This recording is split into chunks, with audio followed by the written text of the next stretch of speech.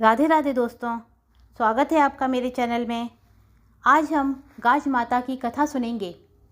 गाज माता का व्रत भाद्रपद माह के किसी भी शुभ दिन किया जाता है। अधिकांशतः यह जन्माष्टमी के दूसरे दिन, नवमी को तथा चतुर्दशी को किया जाता है।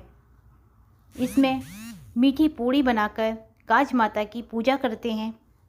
गाज माता की कथा पुराने समय की बात है। एक नगर के राजा रानी को कोई संतान नहीं थी। संतान न होने के कारण वे हमेशा दुखी रहते थे। महारानी गाज माता की भक्ति करती थी। एक दिन रानी ने कहा, हे गाज माता, यदि मेरे गर्भ रहता है तो मैं आपके हलवा और पूड़ी की कढ़ाई कर दूंगी। गाज माता ने अपने भक्त की बात सुनी और उसे पुत्र प्राप्ति का वरदान दिया। कुछ दिनों पश्चात महारानी ने एक लड़का को जन्म दिया, पर वह कढ़ाई करना भूल गई।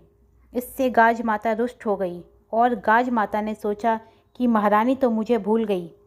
और एक दिन रानी का लड़का पालने में सोया हुआ था, तब एक भयंकर गरजती हुई बादली आई और महारानी के लड़के को उठाकर अपने साथ ले गई।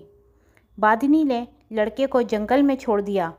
उस तरफ से एक भील और भीलनी जंगल से गुजर रहे थे, तो उन्होंने पालने में एक छोटे बालक को सोते हुए देखा। भील भीलनी के कोई संतान नहीं थी, इसलिए वे बच्चे को देखकर अत्यंत प्रसन्न हो गए और अपने साथ अपने घर उसे ले गए। उसी नगर में एक धोबी रहता था, जो राजा के भी कपड़े धोता था और भील के भी कपड़े धोता था। जब वह धोबी राजा के महल में गया तो उसने देखा कि वहाँ शोर हो रहा है कि गाज माता महारानी के लड़के को उठा कर ले गई। तब धोबी ने कहा कि आज उसने एक लड़के को भील के घर पर पालने में सोते हुए देखा। जब राजा को यह बात पता चली तो उसने तुरंत भील को अपने महल में बुलवाया। भील से पूछा कि तेरे घर में लड़का कहाँ से आया। तब भील बोला, मैं गाज माता का व्रत करता था तो मुझे गाज माता ने बेटा दिया। इस पर राजा और रानी को याद आया कि उन्होंने गाज माता की कढ़ाई करने के लिए बोला था, लेकिन उन्होंने कढ़ाई नहीं करी। इस कारण गाज माता ने हमसे हमारा बेटा ले लिया। तब महारानी ने कहा, हे गाज माता, मेरा बेटा मुझे वापस दे दो। मैंने जितनी कढ़ाई के लिए कहा था उससे दुगनी कढ़ाई करूँगी।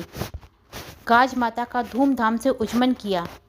तब गाज माता ने प्रसन्न होकर उनका लड़का वापस दे दिया और भील भीलनी के बहुत सारी धन दौलत और सुंदर पुत्र रत्न की प्राप्ति हुई।